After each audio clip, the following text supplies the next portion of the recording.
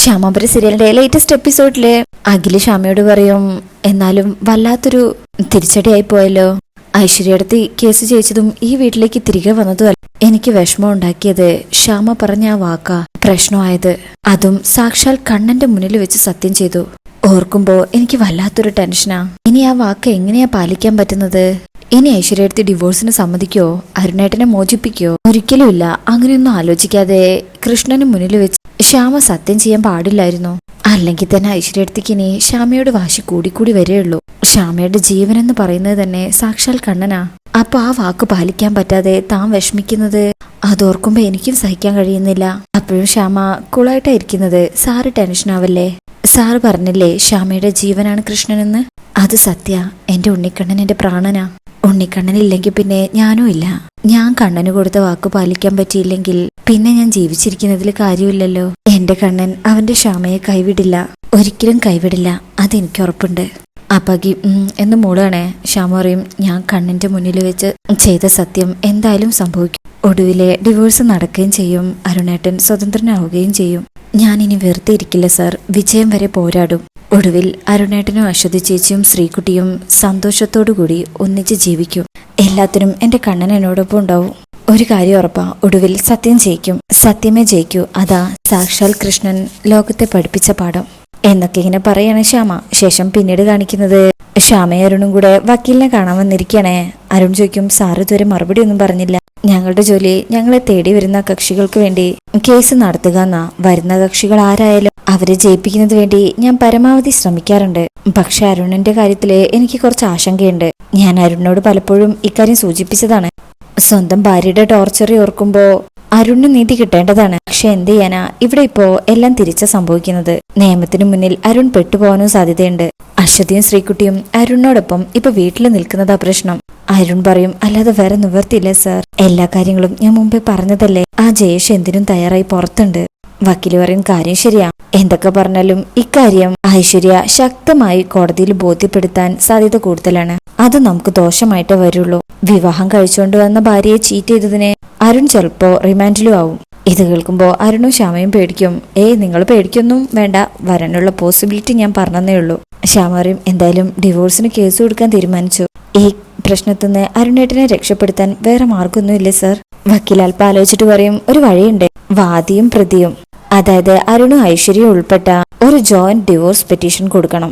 ഐശ്വര്യയുടെ സമ്മതത്തോടു കൂടിയാവല്ലോ അപ്പൊ ജോയിന്റ് പെറ്റീഷനിൽ ഒപ്പിടുന്നത്. അപ്പോ ഞാൻ മുമ്പ് പറഞ്ഞ പ്രശ്നം ഐശ്വര്യ കോടതിയിൽ പറയാനുള്ള ചാൻസ് കുറവാണ്. ഞാൻ നോക്കിയിട്ട് അതേ ഒരു മാർഗം കാണുന്നുള്ളൂ. പക്ഷെ സാർ, എന്ത് വന്നാലും ഐശ്വര്യ അതിന് സമ്മതിക്കില്ല. ഐശ്വര്യ ഡിവോഴ്സ് പെറ്റീഷനിൽ ഒപ്പിടില്ല. സാറ് പറയും, ഐശ്വര്യയെ കൊണ്ട് എങ്ങനെയെങ്കിലും ഒപ്പിടിക്കണം. അതാ നമ്മുടെ മിടുക്ക്. പറ്റുമെങ്കിൽ ശ്രമിച്ചു നോക്കേ, എങ്കിൽ ഡിവോഴ്സ് പെറ്റീഷൻ തന്നെ കിട്ടും. ശ്യാമ പറയും, ശരി സാർ, ഞാനൊന്ന് ശ്രമിച്ചു നോക്കട്ടെ. അരുണയ്ക്കും, ശ്യാമ എങ്ങനെയെങ്കിലും അത് നടത്തണം ഏട്ടാ. അല്ലാതെ അരുണേട്ടനും അശ്വതി ചേച്ചിയും ശ്രീകുട്ടിയും ഇങ്ങനെ കഴിഞ്ഞാൽ മതിയോ? സാറ് പറയും, അതെ, ശ്യാമ പറഞ്ഞതാ ശരി, നമുക്ക് ട്രൈ ചെയ്യാം. ആത്മാർത്ഥമായിട്ട് ശ്രമിക്കാം. ഇത് നമ്മുടെ കാര്യല്ലേ, ഒടുവിൽ അത് നടക്കും. ശ്യാമ പറയും, അതെ സാർ, എനിക്കൊപ്പം സാക്ഷാൽ കണ്ണനുണ്ട്. ഒടുവിൽ നമ്മൾ വിജയിക്കും. ഞാൻ ഐശ്വര്യത്തിൽ നിന്നും സൈൻ മേടിച്ചിരിക്കും. ഇങ്ങനെ പറയുന്ന നിൽക്കുമ്പോ അരുണിനെ ഞെട്ടാണ് ചെയ്യുന്നത്. ശേഷം പിന്നീട് കാണിക്കുന്നത് ഐശ്വര്യനെയും മമ്മീനെയാണ്. എന്ത് മമ്മി വല്ലാതിരിക്കുന്നത്? എന്നെ ഓർത്താണോ? എനിക്ക് ആനന്ദ നിലയത്തിൽ ഒരു പ്രശ്നവുമില്ല. ആരെയും ഞാൻ ഒരറ്റത്ത് നിന്ന് ഒതുക്കി കൊണ്ടുവരിക. അതല്ല മോളെ, ജയേഷ് അങ്ങോട്ട് വരുമ്പോ, ജയേഷോ ഇവിടെ ഉണ്ടായിരുന്നോ? കണ്ടത് നന്നായി. ശ്യാമയെ ഒതുക്കാനുള്ള പുതിയ വഴി നമുക്ക് ഒരുമിച്ച് ആലോചിക്കാം. ജയേഷ് പറയും, ഒരുമിച്ച് ആലോചിക്കാം, പക്ഷേ അതിനു മുമ്പ് കിട്ടാനുള്ള ക്യാഷ് കിട്ടണം. ഐശ്വര്യക്കും, എന്ത് ക്യാഷ്? ജയേഷ്ക്കും എന്തു പറ്റി? എല്ലാം പെട്ടെന്ന് മറന്നുപോയോ? അപ്പം മമ്മി പറയും, മോളെ, ഷാർപ്പ് ഷൂട്ടർക്ക് കൊടുക്കാനുള്ള 10 ലക്ഷം രൂപ, പിന്നെ കോടതിയിൽ കള്ളസാക്ഷി പറഞ്ഞ ആ വർക്ക്ഷോപ്പിലെ പയ്യന് കൊടുക്കാനുള്ള 20 ലക്ഷം രൂപ, അതെല്ലാം ഇപ്പൊ കിട്ടണമെന്നാ ജയേഷ് പറയുന്നത്. ഐശ്വര്യ പറയും, ആ വർക്ക്ഷോപ്പുകാരന് കൊടുക്കാനുള്ള 20 ലക്ഷം രൂപ അത് ശരിയാ, പക്ഷേ ആ ഷാർപ്പ് ഷൂട്ടർ ശ്യാമയെ കൊന്നില്ലല്ലോ, പിന്നെന്തിനാ 10 ലക്ഷം രൂപ കൊടുക്കുന്നേ? ജയേഷ് പറയും, ദേ സംഗതി ശരിയാ, പക്ഷെ ഞാൻ അയാളോട് ഒരുപാട് സംസാരിച്ചു, അയാൾ ഒതുങ്ങുന്ന മട്ടില്ല. ഐശ്വര്യ പറയും, എന്തായാലും അയാൾ പറയുന്നത് ന്യായമായ കാര്യമല്ലല്ലോ. ന്യായമുള്ള കാര്യത്തിനാണോ നമ്മൾ ആ ഷാർപ്പ് ഷൂട്ടറെ വിളിച്ചത്? ശ്യാമയെ കൊല്ലാനല്ലേ? അപ്പൊ പിന്നെ അയാൾ പറഞ്ഞത് നമ്മളും കേൾക്കണം. ഐശ്വര്യ പറയും, ആയിക്കോട്ടെ, രൂപ കൊടുക്കുന്നതിന് പ്രശ്നമൊന്നുമില്ല, പക്ഷെ ഇത്ര പെട്ടെന്ന് 30 ലക്ഷം രൂപ ഞാൻ എവിടെ സംഘടിപ്പിക്കാനാ? ജയേഷ് പറയും, അതൊന്നും എനിക്കറിയില്ല, രൂപ പെട്ടെന്ന് കൊടുക്കണം, പിന്നെ കേസ് തീർന്നു കരുതണ്ട. ഇല്ലെങ്കിലേ ആ വർക്ക്ഷോപ്പ് പയ്യനെ ഇനിയും പോലീസിനോട് മൊഴി മാറ്റി പറയും. കേസ് ഐശ്വര്യക്കെതിരാവും. നോക്ക്, ഇപ്പൊ നമ്മൾ തമ്മിലൊരു നല്ല സൗഹൃദത്തിലാ മുന്നോട്ട് പോകുന്നത്. ഇതിന്റെ പേരിൽ ആ സൗഹൃദം നഷ്ടപ്പെടുത്തിയാ ഞാൻ എന്റെ യഥാർത്ഥ സ്വഭാവം എടുക്കും. സൂക്ഷിച്ചോ എന്ന് പറഞ്ഞ് ജയേഷ് അവിടുന്ന് പോവാ. ഇപ്പോ ഐശ്വര്യ ഒന്ന് പേടിക്കുന്നുണ്ട്. മമ്മിയൊക്കെ നീ എന്തിനാ ഇത്രയ്ക്ക് ടെൻഷനാവുന്നത്? എന്റെ മമ്മി, ഇത്രയും പെട്ടെന്ന് 30 ലക്ഷം രൂപ ഞാൻ എവിടുന്ന് സംഘടിപ്പിക്കാനാ? അത് മറ്റെവിടുന്ന് കിട്ടാനാ ആനന്ദ നിലയെത്തുന്നത്? അവിടുന്ന് നീ സംഘടിപ്പിക്കണം. ഐശ്വര്യക്കും അതെങ്ങനെ? എടി, അതിനുള്ള ബുദ്ധിയൊക്കെ നിനക്കുണ്ട്. പിന്നെ എനിക്കൊരു 20 ലക്ഷം രൂപയുടെ ആവശ്യമുണ്ട്. മൊത്തം 50 ലക്ഷം. നീ ഒന്ന് ആലോചിക്ക്. ഐശ്വര്യ എല്ലാം കൂടെ കേട്ടിങ്ങനെ ആകെ ഭ്രാന്ത് പിടിക്കുന്നുണ്ട്.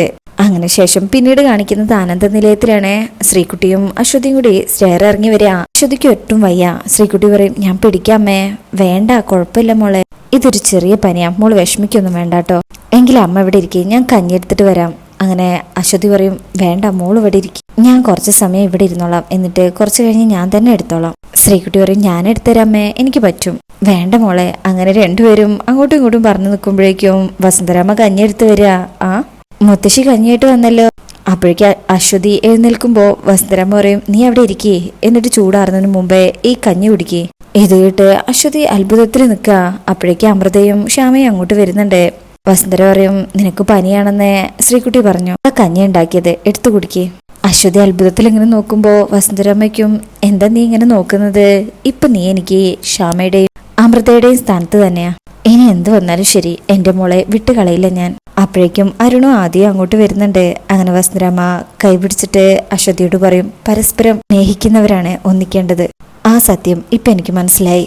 എന്റെ അരുണിന്റെ ജീവിതത്തിലെ ഇനി എന്നും വേണ്ടത് നീയാ, അത് ഞാൻ ഉറപ്പിച്ചു. ഇത് കേൾക്കുമ്പോ എല്ലാവർക്കും സന്തോഷാവും. ശ്രീകുട്ടിക്കും അപ്പോ എന്റെ അമ്മയെയും അരുണാങ്കിളിനെയും വിവാഹം കഴിപ്പിക്കാൻ പോവാണോ? അത് കേൾക്കുമ്പോ അശ്വതിക്കും അരുണും നാണം വരിക. ശ്രീകുട്ടി പറയും, എന്നേ ഞാനിത് മുത്തശ്ശിയോട് പറയാനിരുന്നതാ. അരുണാങ്കിളിനോട് എനിക്ക് അത്രയ്ക്ക് ഇഷ്ടമാ. അമ്മയുടെ അരുണാങ്കിളിന്റെയും വിവാഹം എവിടെ വെച്ചാ മുത്തശ്ശി നടത്തുന്നത്? ക്ഷേത്രത്തിൽ വെച്ചാണോ? അശ്വതിക്ക് നാണം വരുന്നുണ്ട്. മോളെ തടയാനൊക്കെ ശ്രമിക്കുക. അപ്പോഴേക്കും വസുന്ധരാമ്മ പറയും, സമയമുണ്ടല്ലോ, നമുക്ക് അപ്പം ആലോചിക്കാം. ഇവളെ പോലെ അരുണിനെ സ്നേഹിക്കുന്ന ഒരു പെണ്ണുണ്ടെങ്കിൽ പിന്നെ എന്റെ അരുണിന്റെ ജീവിതത്തെക്കുറിച്ച് ഓർത്ത് എനിക്കൊട്ടും പേടിയില്ല. ആദ്യം പറയും, അപ്പൊ താമസിക്കാതെ ഒരു കല്യാണ സദ്യക്ക് സാധ്യതയുണ്ടല്ലോ അമൃതേ. അമൃത പറയും, അതെ അതെ, കല്യാണം എന്തായാലും കേമാക്കണം. അങ്ങനെ എല്ലാവരും ഇങ്ങനെ ചിരിക്കുക. വസുന്ധരാമ്മ പറയും, എല്ലാം ശുഭമാണെങ്കിൽ അതിനു മുമ്പ് ചില കടമ്പകളില്ലേ ഐശ്വര്യ, എത്രയും പെട്ടെന്ന് ആ ഡിവോഴ്സ് കിട്ടണം. ശ്യാമ പറയും, ശരി അമ്മേ, അക്കാര്യം എന്റെ കണ്ണനെ സാക്ഷിയാക്കി ഞാൻ ഏറ്റതാ. അരുൺ പറയും, ശ്യാമേ, ഐശ്വര്യ ഒപ്പിടില്ല, ആര് വിചാരിച്ചാലും അതിന് കഴിയില്ല. അശ്വതിക്ക് നല്ല സങ്കടാവുന്നുണ്ട്, ഒന്നും പറയുന്നില്ല എന്നേ ഉള്ളൂ. ശ്യാമ പറയും, അരുണേട്ടാ, എനിക്ക് വിശ്വാസമുണ്ട്, എന്റെ കണ്ണൻ എന്നെ ചതിക്കില്ല, എന്റെ ഒപ്പം നിൽക്കും, ഒടുവിൽ നമ്മൾ ജയിക്കും, നോക്കിക്കോ.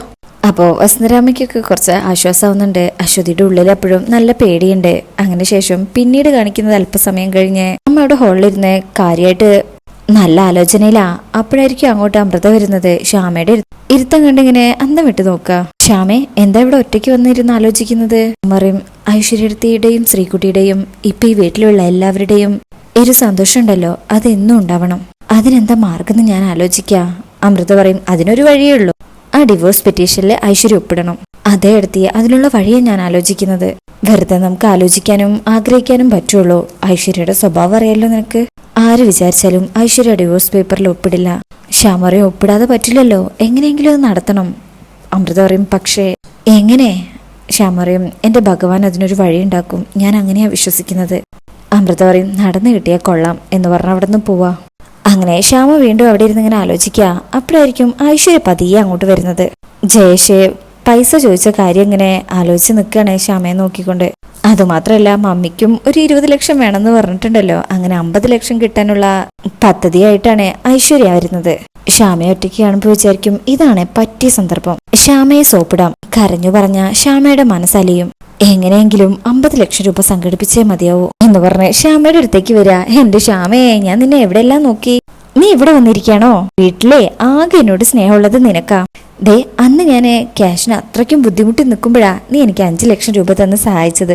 ആ ഉപകാരം ഞാൻ ഒരിക്കലും മറക്കില്ല. ശ്യാമേ എന്നിങ്ങനെ വിളിക്കുമ്പോ തന്നെ ശ്യാമയ്ക്ക് എന്തൊക്കെയോ മനസ്സിലാവുന്നുണ്ട്. ഈ സ്നേഹം ഇപ്പൊ കാണിക്കുന്നത് എന്തിനാ? വീണ്ടും ക്യാഷിന് ആവശ്യം വന്നോ? ഹോ, ഈ ശ്യാമയുടെ ഒരു ബുദ്ധിയെ. ഒരാളുടെ മനസ്സ് വായിക്കാനും ശ്യാമയ്ക്ക് അറിയോ? അത്ഭുതമായിരിക്കുന്നു. ശ്യാമേ, എനിക്ക് അത്യാവശ്യമായിട്ട് ഒരു 50 ലക്ഷം രൂപ വേണം. 50 ലക്ഷം എന്ന് പറഞ്ഞാൽ നിനക്കിപ്പോ അതൊരു നിസ്സാര തുകയാണെന്ന് എനിക്കറിയാം. പിന്നെ ഇത് കടായിട്ടാ, എന്നാലും ഞാനത് തിരിച്ചു തരുവേ, ഉറപ്പായിട്ടും തിരിച്ചു തരും. വേഗം ഒരു 50 ലക്ഷം രൂപ വേണം ശ്യാമേ. നീ എനിക്ക് 50 ലക്ഷം രൂപ തന്നാ ശ്യാമ പറയുന്ന എന്തും ഞാൻ കേൾക്കും. അത് കേൾക്കുമ്പോ ശ്യാമ അങ്ങനെ എന്തോ ആലോചിക്ക. ഐശ്വര്യ പറയും, ഞാൻ വാക്ക് പറഞ്ഞ വാക്കാ, ഇനി ശ്യാമ മരിക്കാൻ പറഞ്ഞ ആ നിമിഷം ഞാൻ മരിക്കും. ശ്യാമയ്ക്കും ഉറപ്പാണോ? അപ്പൊ ഐശ്വര്യ പറയും, അല്ല മരിക്കുന്നുള്ളത് ഞാൻ കുറച്ച് കൂട്ടി പറഞ്ഞതാ, മരിക്കുന്നത് ഒഴിച്ചു എന്തു ഞാൻ ചെയ്യും. ശ്യാമ പറയും, എന്നാ ഞാൻ 50 ലക്ഷം രൂപ തരുന്നുണ്ട്. സത്യാണോ ശ്യാമയെ പറയുന്നേ? ആ അതെ, പക്ഷെ ഒരു കണ്ടീഷൻ ഉണ്ട്. എന്താ? കേൾക്കട്ടെ ശ്യാമേ. അരുണേട്ടനും ഐശ്വര്യടുത്തിയുമായിട്ടുള്ള ഡിവോഴ്സ് പെറ്റീഷനിലെ ഐശ്വര്യടുത്തി സൈൻ ചെയ്യണം. ഇത് കേൾക്കുന്ന ഐശ്വര്യ ഞെട്ടിപ്പോവാ. അതിനേക്കാളും ശ്യാമ മുമ്പേ പറഞ്ഞതാ നല്ലത്, ഞാൻ മരിക്കാം. ശ്യാമ പറയും, ശരി എങ്കിലും എടുത്തിട്ട് ഇഷ്ടം പോലെ ചെയ്യും. ഞാൻ 50 ലക്ഷം രൂപ തരണമെങ്കിലേ ഞാൻ പറഞ്ഞ കണ്ടീഷൻ ഐശ്വര്യടുത്തി സമ്മതിക്കണം.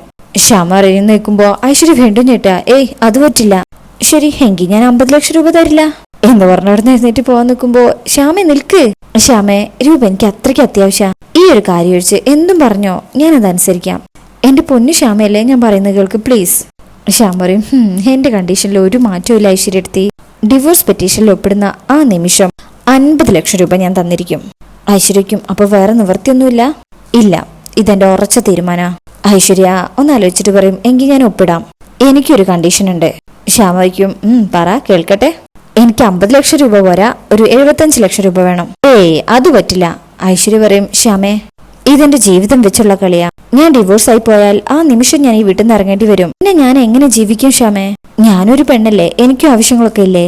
75 ലക്ഷം രൂപ ശ്യാമ എനിക്ക് തന്ന ഉറപ്പാ, ഞാൻ ശ്യാമ പറയുന്ന ഡിവോഴ്സ് പെറ്റീഷനിൽ ഒപ്പിടാം എന്ന് പറയുന്ന കേൾക്കുമ്പോ ശ്യാമയ്ക്ക് അതിൽ സംശയമുണ്ട്. എങ്കിലും ശ്യാമ അതേക്കുറിച്ചൊക്കെ തന്നെ ഇങ്ങനെ നന്നായിട്ട് ആലോചിക്കുന്നത് കാണിച്ചുകൊണ്ടാ ഈ എപ്പിസോഡ് കഴിയുന്നത്. അപ്പോൾ ഇന്നത്തെ റിവ്യൂ ഇഷ്ടപ്പെട്ടിട്ടുണ്ടെങ്കിൽ ചാനൽ എല്ലാവരും ലൈക്ക് ചെയ്ത് സബ്സ്ക്രൈബ് ചെയ്ത് സപ്പോർട്ട് ചെയ്തേക്കണേ. താങ്ക്